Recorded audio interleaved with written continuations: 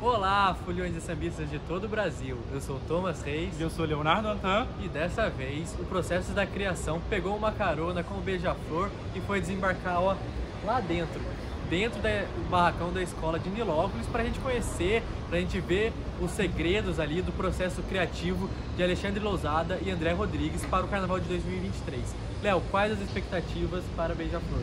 A escola vem de um vice-campeonato, né? Super favorita aí para o Carnaval desse ano.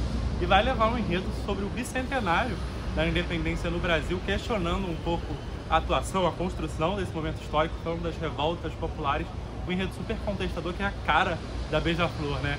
E a gente vai ter um papo com Lousada e com o André, dois carnavalescos de diferentes gerações, para saber aí como é conciliar esse processo criativo, como é encarar a responsabilidade de assinar um desfile na Beija-Flor. E eles foram muito legais com a gente e bateram um super papo. Se você quiser conferir esse e outros vídeos do processo da criação, se inscreve aqui no canal, curte, comenta, compartilha, que até o Carnaval a gente tem alguns outros barracões para visitar, não é, Tom? É exatamente. Então, vamos com a gente para ver o vídeo dentro do barracão da Beija-Flor.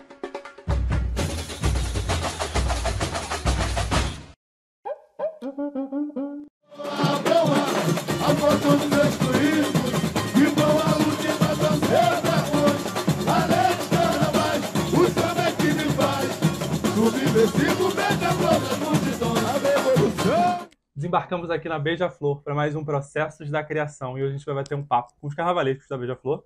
E eu vou começar aqui com o Alexandre Lousada, um ícone do nosso carnaval, já há muito tempo fazendo carnaval, multicampeão também, e com essa parceria longuíssima com a Beija-Flor, né, Lousada? Talvez seja a escola que você mais tenha assinado desfiles. Está se tornando. Está se tornando, Esse né? ano, Está nesse caminho. é. E aí fica mais fácil entender a identidade, o estilo da escola? Você sente que já tem um Olha pouco essa só, simbiose? não. Eu falei isso há pouco tempo numa entrevista. Hoje é outra Beija-Flor. Tá? O que fica do passado é mais a saudade de pessoas que não estão mais entre nós, pessoas que não atuam também na escola, mas ela mudou radicalmente. Ela tem uma pegada hoje mais empresarial, mais consciente do mercado que ela faz parte, né? Gerando mídia, gerando benefícios sociais, até mesmo para a sua comunidade. Mas é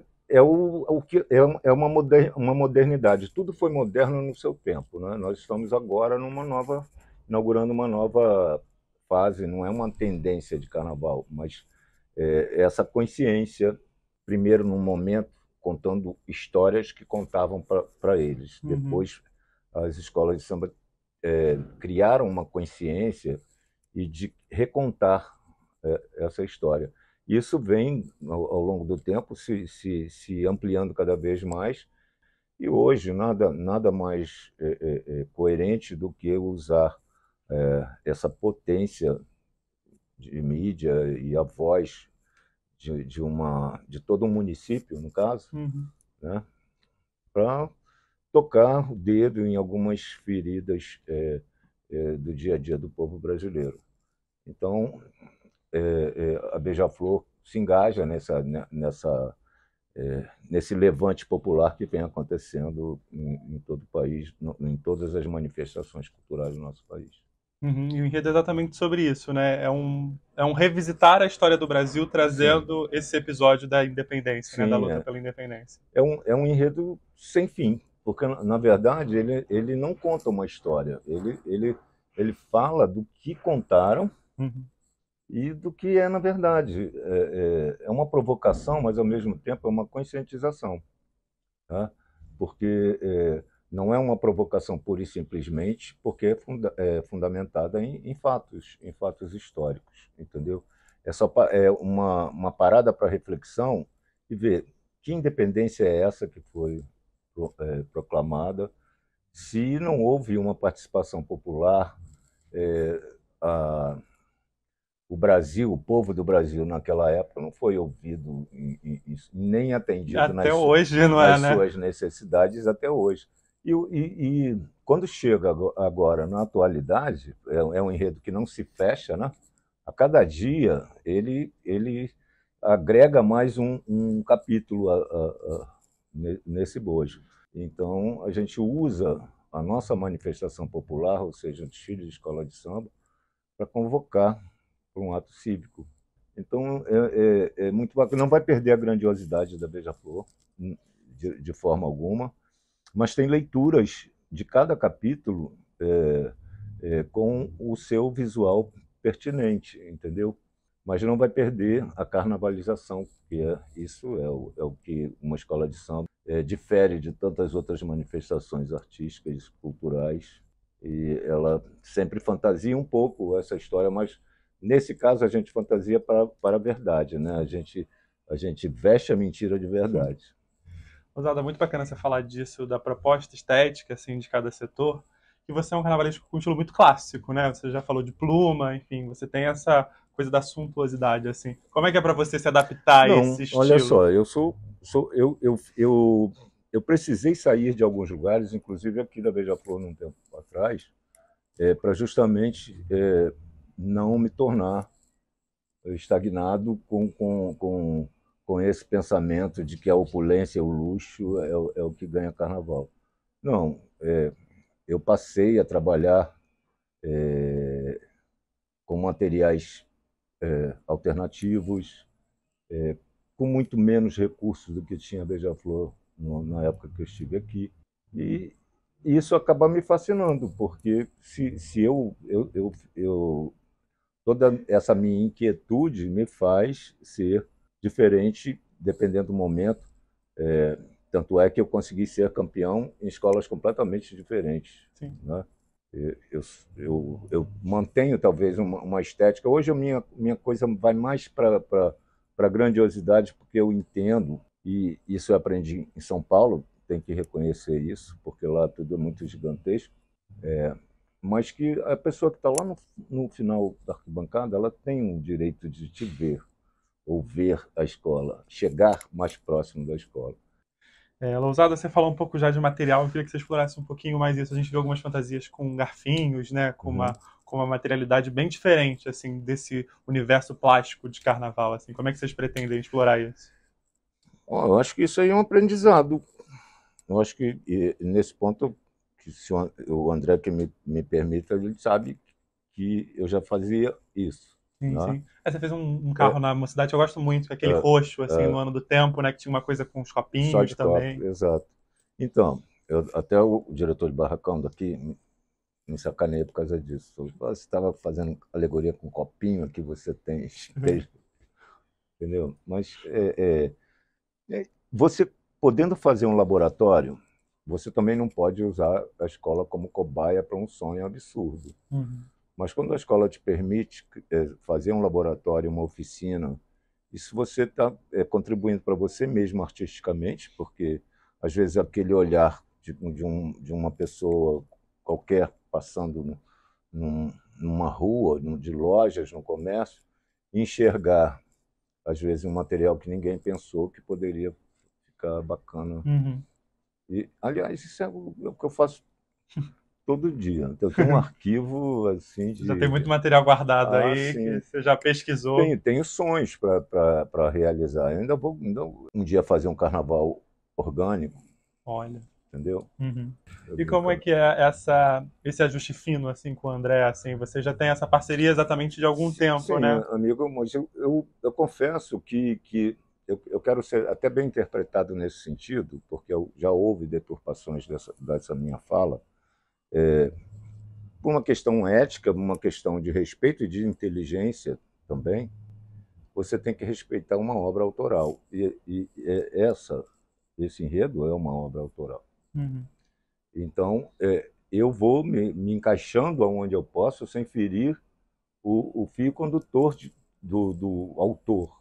Né? Ele imaginou de uma forma, então eu respeito isso. Então, quando eu digo que esse projeto envolve mais o André, mas se eu fui consultado em tudo, porque também a gente quer costurar todos os Brasis que a gente sonha.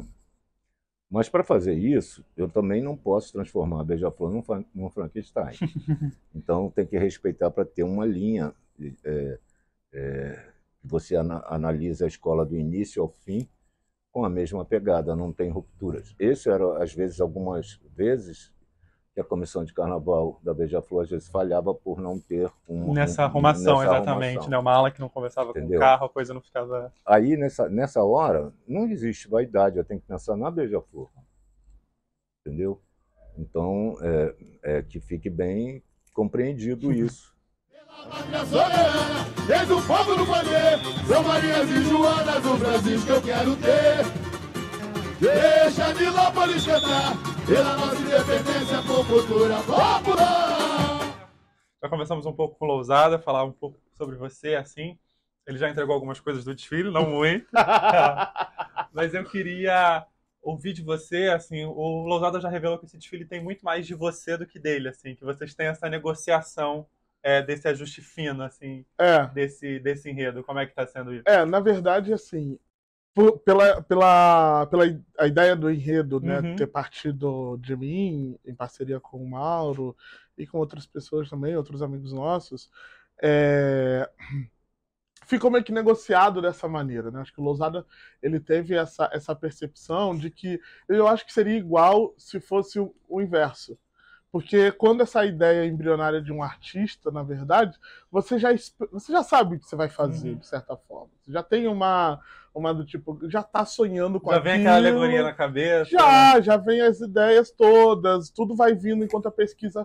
Então, como isso foi surgindo muito e tal, boa parte, por exemplo, do início do processo, eu fazia pensando no que o Lousada faria. E aí depois eu retrocedi. Depois eu falei assim, cara, não, peraí, não é assim também. E porque é isso, né? Acho que o trabalho em dupla é essa negociação e é evitar, obviamente, também os conflitos que são naturais, que são normais. Eu digo conflitos que são debates de ideia, não estou dizendo conflito de uma forma mais dura, pejorativa, nem tanto. Estou falando assim, conflitos de debate de ideias. Eu tipo, cara, eu já não vou por esse caminho, porque eu sei que o artista, o meu parceiro, já não é muito por aqui. Mas às vezes tem coisas que você acha que são muito interessantes. Você fala assim, cara, vou levar para ele ver o que ele acha. E boa parte desse processo foi assim, foi do tipo, vou levar para o Lousada para ver o que o Lousada acha. Entende? Então, a gente iniciou muito assim. Ele desenhava uma coisa, eu desenhava outra. A gente viu que não estava dando muito certo, que não estava batendo as criações. E aí, para não ficarem 2 desfiles em um só, a gente partiu para um outro processo. Eu desenhava, mostrava para ele, e aí ele dizia o que ele achava e trabalhava a partir daquela primeira criação. E aí tem tudo de todo mundo nesse processo. A única coisa é que eu desenhei primeiro, assim, eu desenhei a ideia primeiro. Mas isso já acontecia também quanto assistente. Eu acho que não muda muito esses processos. Eu acho que a grande diferença real é que existe um debate que é democrático, que é orgânico, que é muito respeitoso. O Lousada, ele é muito bom em pegar o sentimento das coisas. Então ele sabe, por exemplo, que o carro X ele não é tão assim como, sabe, como as pessoas esperam, sei lá. Porque o sentimento do carro não é esse, sabe? O sentimento daquela fantasia não é esse. E aí ele abre mão, inclusive, do seu próprio estilo, e aí ele viaja num outro estilo. E aí isso é cara, é encantador, assim. Você vê um cara com seus 30 e poucos anos de carreira, o Ali tem 85, né? Fazer um exercício contrário, né? De ir até um outro lugar que não é o seu lugar comum, sabe?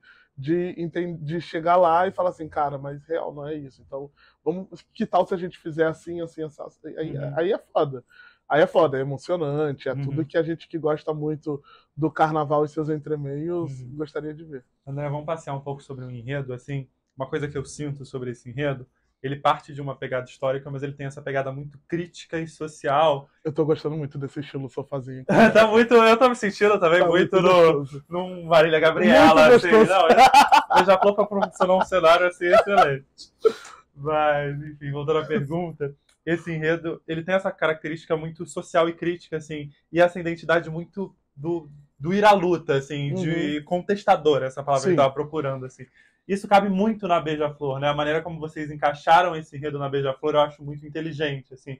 Como é que foi esse processo de pensar esse enredo para essa escola, né? Acho que isso foi decisivo.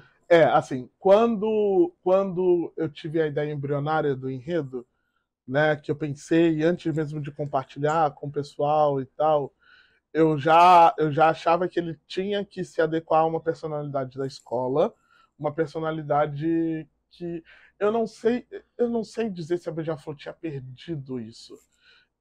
Eu acho que existe uma diferença muito grande entre tentar ser inovador e ser provocador. E eu acho que por uns tempos ficou uma coisa de tentar ser inovadora. E eu acho que não era bem isso. Eu acho que a Beija-Flor, e aí não é só a Beija-Flor, vamos falar o estilo Beija-Flor, que muito colocado pelo próprio João, as inovações vinham da provocação, sabe? É isso. Primeiro você tem uma ideia do que você vai fazer, e a partir dali você parte para outras coisas, né? E eu acho que esse enredo, ele nasceu muito assim. Pensar o enredo, e depois pensar a linguagem do enredo e aonde que ele ia tocar. E aí, nessa hora, a gente imprime ou impõe ao próprio enredo a Beija-Flor a ele, sabe? Por isso que é muito interessante como o samba incorpora o Baixada em ato de rebelião, sabe? Porque poderia só não ser, poderia ser um Brasil em ato de rebelião, poderia ser, sei lá, o povo em ato de... Mas é a Baixada em ato de rebelião. Aí é quando a Beija-Flor se impõe ao próprio enredo, e aí ela incorpora ele, mas ela não deixa com que ele abafe quem ela é, sabe? Ela toma posse. Ela toma posse dele, e aí o enredo fala a partir da Beija-Flor. Eu acho isso muito foda. E isso é orgânico. Isso é muito Beija-Flor também, né? Essa tomada de poder da escola. Isso é orgânico, isso é dela, isso é da escola. E eu acho isso muito, muito, muito, muito bonito. Quando a gente faz o lançamento do enredo, que a gente solta uns spoilers de outros desfiles da Beija-Flor, era muito nessa pegada. Primeiro, de mostrar para as pessoas que o que viria não era nada absurdo. Era uma coisa que era da Beija-Flor, sabe? Era uma coisa que a escola já tinha feito e que ela já tinha sido muito bem sucedida nesse campo, assim. Não era nada absurdo. Até mesmo quando a gente coloca lá nos exemplos, tipo, Agotime, Áfricas, e a gente revisita esses desfiles e fala, cara, esses enredos aqui também tinham uma pegada social, que é uma pegada que a gente não via na época, mas que existe, entende? É impossível você falar de um enredo que fala sobre realezas africanas e essa vinda para o Brasil e como essas realezas renascem no Brasil e etc. Se a gente não está falando de empoderamento, sabe? Se a gente não está falando de uma pegada social, enfim, eu acho que existe isso na escola de samba o tempo inteiro. E André, passeando um pouco sobre esse enredo, assim, o enredo ele se debruça de fato sobre o 2 de julho, ele parte do 2 de julho para falar de outros momentos históricos, assim, como é que vocês estão pensando? O 2 de julho, ele é um marco que é extremamente importante pra gente, e é a partir do conflito desses dois marcos que a gente se debruça no que são as outras ideias de independência, né? Esse embate entre essas duas datas, esse conflito entre essas duas datas, é o que dá o tom sobre o que realmente a gente quer ser. Sobre o quão pequeno é essa história toda. E assim, é foda de pensar que, ao mesmo tempo que o 7 de setembro ele é uma estrutura sólida de história e de mecanismo, mas ao mesmo tempo é frágil pra caramba. Sabe? A gente consegue desmanchar os argumentos do 7 de setembro, desde a data até a sua comemoração, com uma certa facilidade olhando para a história do Brasil. E esse debate entre essas duas datas é que é o mais essencial para que a gente entenda todo o restante do desfile. E aí a gente vai entender o porquê que é tão importante as lutas coletivas, principalmente, e sobre o quão é importante a gente se manter esperançoso e pensar sempre que um outro Brasil é possível, apesar desse que a gente vive. E está sendo possível já começou um novo Brasil. A gente está tentando. Estamos caminhando e construindo. E André, para a gente finalizar essa nossa primeira parte, Você já falou, vou retomar o que você pegou assim, em termos narrativos, da incorporação da Beija-Flor narrativamente. Mas a Beija-Flor também tem um estilo na pista, de Total. suntuoso, de grandiosidade, assim. Como é adaptar esse enredo que é mais combativo também a essa suntuosidade? A gente já viu que vocês estão passeando um pouco sobre esses dois universos, né? Uhum. Tem fantasias que vão para uma coisa mais de experimentação, assim. Como é que vocês pensaram isso? Eu acho que tudo faz parte, assim. Falando de alegoria, eu acho que uma coisa não elimina a outra. São provocações, só que em proporções maiores. Falando de fantasia, a mesma coisa. É uma provocação a partir do próprio estilo. Não tem por que não ser, entendeu? Se a gente só entende a fantasia do carnaval e as suas representações a partir de uma única maneira de ser feito, de ser lido, a gente não entende escola de samba. E a escola de samba é essa diversidade de saberes, de formas, de apresentações, de características, enfim, de estilos e tudo mais, assim. Por isso que existe a Mangueira, existe o Salgueiro, existe a Beija-Flor, cada escola é uma coisa. E a provocação a partir dessas escolhas não só está incorporada ao enredo, como está incorporada à própria história da Beija-Flor. Então teremos alegorias grandiosas aí. Com certeza. Com certeza, né? Eu já tentei arrancar alguma coisa aqui do André, mas o Thomas vai tentar arrancar alguns spoilers aí do desfile de 2023. Pela pátria soberana, desde o povo do poder, São Marias e Joanas, o Brasil que eu quero ter. Então, pessoal, uma honra a gente estar aqui com Alexandre Lousado, carnavalesco da Beija-Flor. Vamos agora para esse segundo bloco, uma parte mais leve, para a gente conhecer um pouco mais sobre o Lousada, para a gente tentar tirar algumas coisas do que vem por aí na Beija-Flor em 2023. Para tentar entender essas referências, então a gente queria saber uma obra visual que você carrega na sua vida, assim, que você se inspira nessa obra. Eu acho que eu sou um fruto do meio. Desde criança, de olhar revistas, ao contrário de muitas crianças, que às vezes o pai e a mãe não vai ficar até tarde vendo televisão, vendo carnaval. Os meus incentivavam. Eu nasci numa família que já adorava carnaval. Sim. Meus tios curtiam isso, então a minha referência, o que eu trago, foi quando eu tive acesso. Primeiro lá o Carnaval de Niterói, e depois, assim como um presente de Deus, minhas irmãs foram convidadas para desfilar na Portela, foi o primeiro contato com o universo. Carnaval. Saindo diretamente do nosso sistema solar, entendeu? E você observar pela TV os dois carnavais do Joãozinho 30 no Salgueiro, 74, 75. 75 já vi de perto, porque eu estreiei como desfilante na Portela. Aquilo, hoje, seria um micro. Mas aquilo, para mim, me encheu os olhos. Mas eu tenho, assim, carinho por carnavais, fora o Joãozinho 30 como referência, né? Acho todos maravilhosos. E a Rosa Magalhães, porque eu era componente dela. Sim. Entendeu? Então, a minha cabeça misturava entre a grandiosidade que o Joãozinho imprimia, a delicadeza, a elegância das coisas que Viriato criava, e a história contada em cada fantasia, de figurino. Como é que se diz? Uma aula de figurino, você pegar uma obra de Rosa Magalhães, entendeu? Então, eu sou fruto do meio. Pra gente conhecer um pouco mais sobre você, uma referência artística que você carrega pra vida, assim, que você sempre se inspira. De carnaval, Joãozinho 30. Joãozinho 30. Joãozinho 30 e o que eu chamo de lado B do Brasil, assim.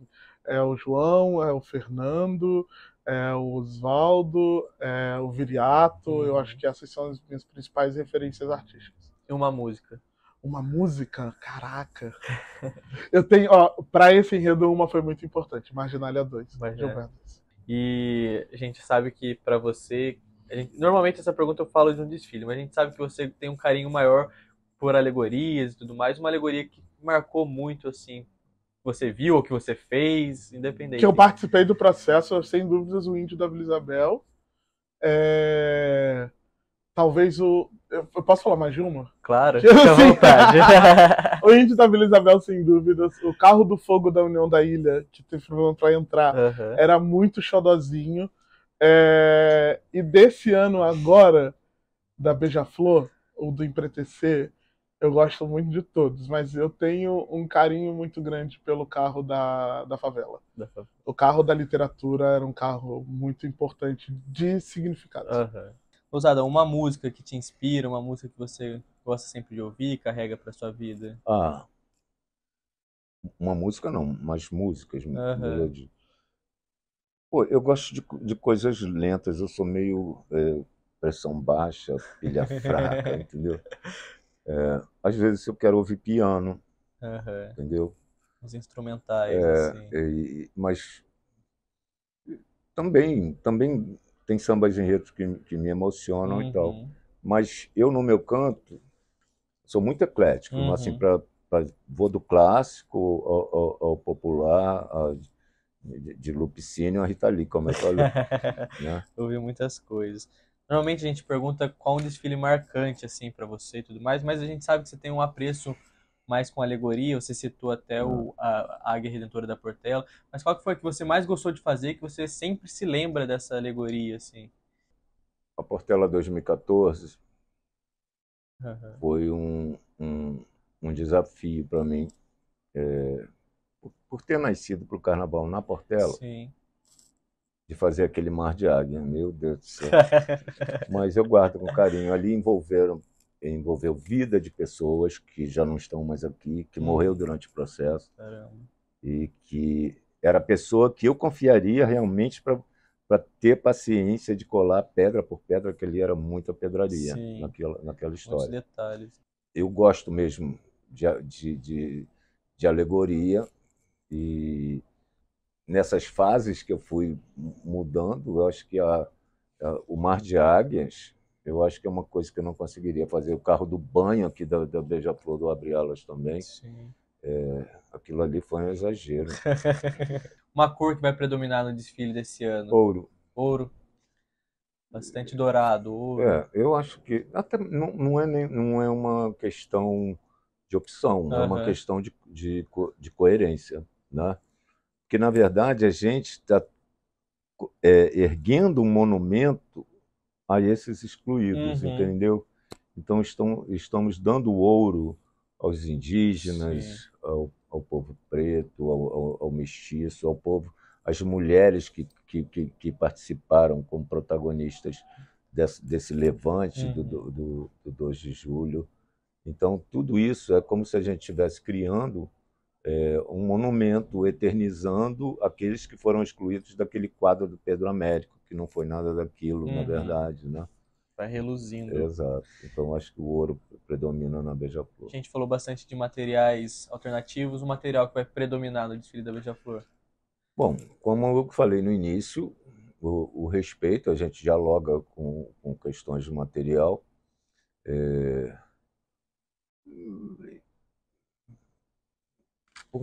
Cada carro tem uma linguagem tão diferente que você agora me pegou.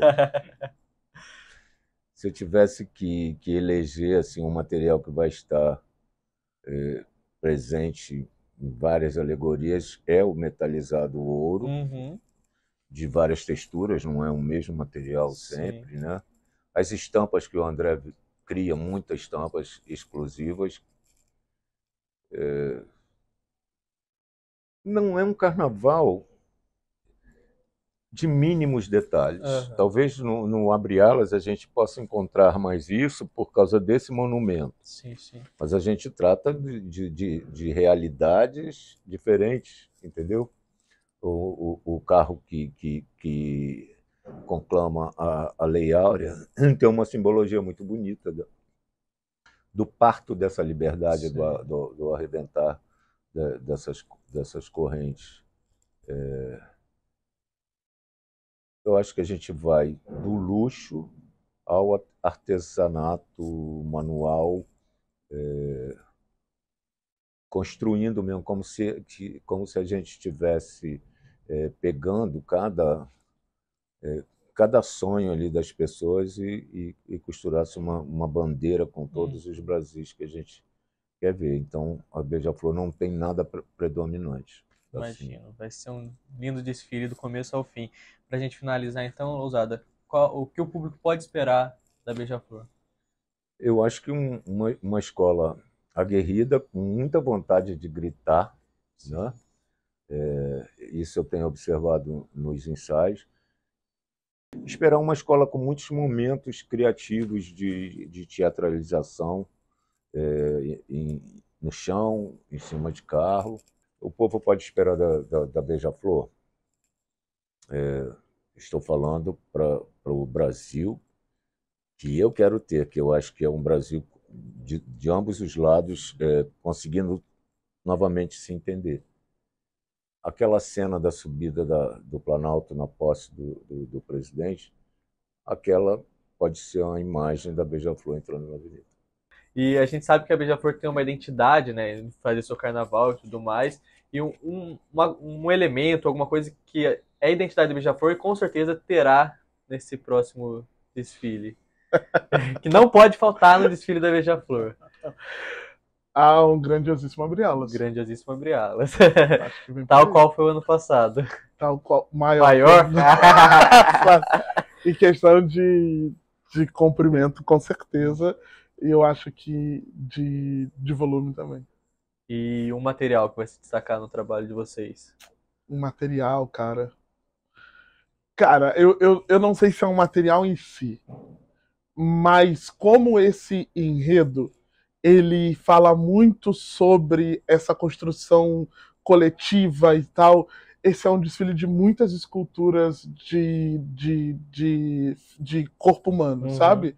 E eu gosto muito de todas. Todas, assim. Lindo. Todas as esculturas que são de pessoas na Beija-Flor são muito importantes. Todas elas, assim. Todas têm um significado. Cada uma tem um significado muito importante. Lindo. Para finalizar, então, André, o que a gente pode esperar tanto da união sua com o Alexandre e as pessoas podem esperar da Beija-Flor em 2023? Eu acho que existe uma manutenção do que é a Beija-Flor dentro dessa minha união com Lousada, a partir de vários fatores, inclusive o fator de também se propor a ser diferente. Não é um diferente do risco não sei nem se é um diferente do banal, sabe? Eu acho que esse desfile ele se constrói de uma maneira diferente e eu acho que isso é muito legal, eu acho que isso é muito a cara da Beija-Flor e eu acho que isso é muito também a cara da própria personalidade generosa e permissiva do próprio Lousada, sabe? Isso é uma coisa que a gente pode esperar e o resultado disso é o carnaval grandioso que está ali, e é isso, grandioso, provocador. Eu não gosto de prometer nada, assim, porque eu acho que isso é uma grande bobagem também, porque a gente está pensando uma coisa, a gente não sabe se as pessoas vão receber igual, mas existe uma provocação e essa provocação foi 100% comprada pela escola e eu acho que a compra disso é o que pode ser muito diferencial na avenida. A gente de fora, a gente percebe que essa união no todo, como você disse, tem feito bem para a escola e você falou de prometer. O que aconteceu na avenida é só o resultado dessa união, desse trabalho que vocês estão tendo aqui dentro do barracão, na quadra, enfim, no corpo da escola, né? André, muito obrigado por receber a gente aqui. É uma honra a gente estar aqui na Beija-Flor. Sigam o André nas redes, sigam o Lousada também, sigam a Beija-Flor, sigam o Carnavalize, curtam esse vídeo. Se você gostou, compartilhe com os amigos, se inscreva no nosso canal e carnavalize conosco.